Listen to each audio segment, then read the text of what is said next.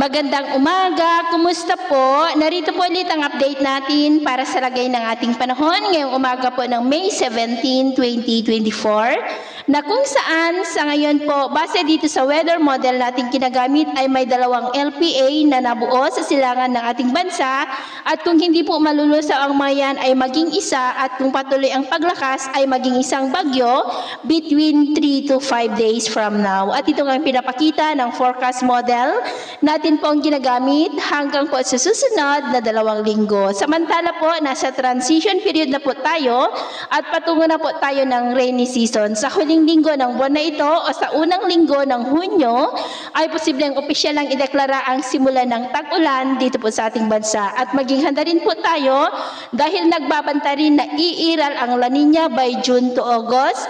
At kung may La Nina, asahan po natin ang mas maulan na panahon at mas mataas na rin ang tsansa ng pag-develop ng mga sama ng panahon na maging bagyo.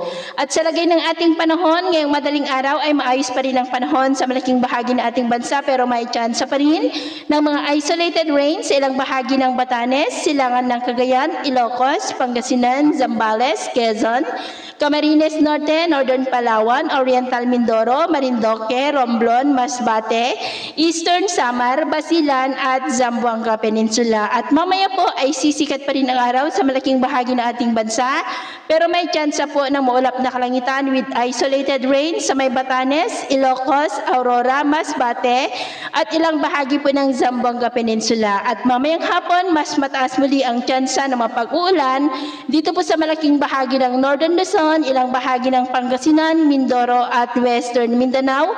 Kaya ingat po tayo sa posibleng banta ng mga pagbaha at pagguho ng lupa at mag-ingat din po tayo sa mga pagkulog at pagkidlat. At sa atin naman pong mga baybayin, maalon pa rin sa mga baybayin ng extreme Northern Luzon, dulot po yan ng northeasterly surface wind flow at saka po ng shear line na patuloy pa rin na umiiral dyan na ang mga alon ay posibleng aabot po hanggang sa 1.5 to 2.5 meters height. Kaya sa ating mga kababayan na gumagamit ng maliliit na bangka, ay iwasan muna natin ang papalaot sa mga baybayin po ng extreme Northern Luzon para mas makaiwas sa mga sakunang pangkaragatan. So, ito po ang latest update natin sa araw na ito. At ako po muli si Gems na nagsasabing sa kahit na pagsubok po na darating sa ating buhay, huwag na huwag po tayong mawawalan ng pag-asa. Thank you and God bless!